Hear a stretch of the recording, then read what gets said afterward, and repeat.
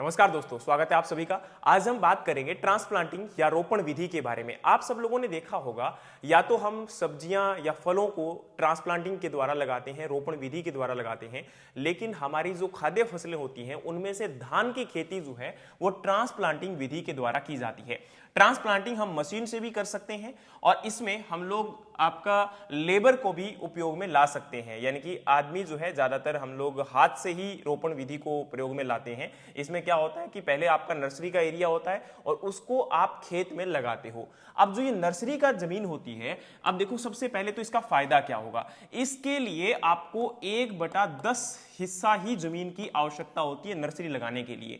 यानी कि अगर आपका 10 एकड़ में हम लोग खेत के अंदर रोपाई करने वाले हैं तो केवल 1 एकड़ में ही आपको यहां पर नर्सरी लगानी पड़ेगी।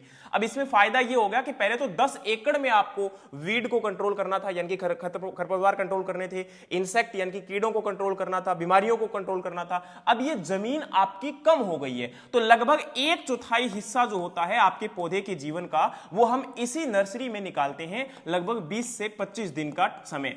अब इसके बाद इस पौधे को यहां पर जब लगाया जाता है तो उस समय यह ध्यान रखा जाता है कि पौधे के लिए पूरी केयर की जाए पहले के 7 से 10 दिन के लिए, क्योंकि पौधा एक पहले के पूरे पर्यावरण को छोड़कर एक नए पर्यावरण में जब आता है तो उस समय उसके लिए कई समस्याएं होती है। खासकर पौधा जो है पूरी अपनी जड़ें इसमें लगा नहीं पाता, जड़ें विकसित नहीं कर पाता, उस समय पौधे की देखभाल करना बहुत जरूरी होता है। और इसी के कारण अब पौधा जब लग जाएगा तो उसके बाद पौधा अच्छे से ग्रो भी कर पाएगा और आपको एक अच्छा उत्पादन भी दे पाएगा। तो आपको यह जानकारी कैसे लगी मुझे बताइएगा। बाकी आने वाले वीडियोस के अंदर हम और अच्छे कंटेंट को आपके साथ डिस्कस करेंगे। मिलते हैं नेक्स्ट वीडियो में, तब तक के लिए जय हिंद, जय भारत, जय जवान, जय किसान।